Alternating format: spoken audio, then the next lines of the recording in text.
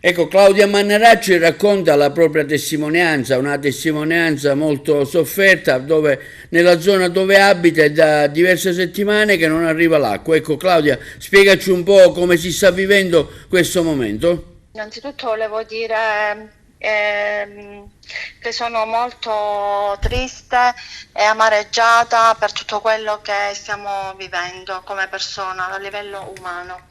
Purtroppo nella mia zona, non lo so perché, sono saltati 2 turni di acqua, quindi la prima settimana, vabbè, avevamo la cisterna, pensavamo, vabbè, la prossima viene.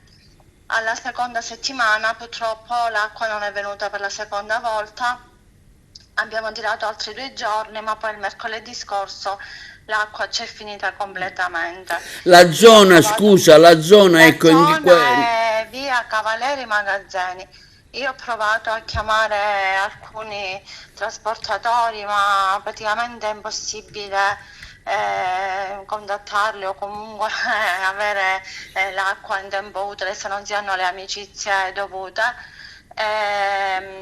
E niente, stiamo soffrendo, io come tanti facciamo avanti e indietro dalla fontana 2 volte al giorno, ora di pranzo che c'è meno gente e la sera ci ritroviamo parliamo della praticamente fontana di Bonamorone, no? la Anche tu fontana di stamattina ci sei Bonamorone. andata, ma cos'è Io successo? sono passata proprio adesso per andare a riempire le bottiglie, una cassetta di bottiglie che ci servono solamente per lavarci e lavare i piatti. La cosa che io sono molto preoccupata è che dicono che verrà domani, mi auguro che venga domani perché abbiamo tantissima roba da lavare.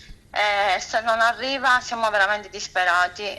Non credo che sia giusto che dobbiamo pagare per forza l'autobot, questo servizio dovrebbe essere gratuito e dovrebbe essere dato da loro stessi, anche se viene il servizio, non so, perché alcuni dicono che pagano delle cifre assurde, i prezzi sono aumentati notevolmente.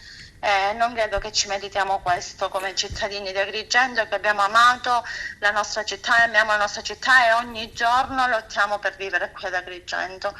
Grazie a tutti coloro che ascoltano e spero in un impegno istituzionale serio, così come hanno fatto lì il sindaco di Sciacca, ho visto che si è impegnato a difesa dei propri cittadini con tutto il consiglio comunale. Mi auguro che anche la nostra amministrazione faccia qualcosa di forte per dare il bene a noi cittadini. Grazie di nuovo. Spero che questo problema si risolva seriamente perché siamo stanchi e viene la vergogna per chi comunque ci viene a trovare da fuori. Io ho avuto degli amici che mi hanno detto, passando dalla via Santo Stefano, arrivare qui giù, mi hanno detto è una vergogna, ci sono delle strade che sono piene di spazzatura e quando mi dicono queste cose io che sono da cittadina mi viene la vergogna.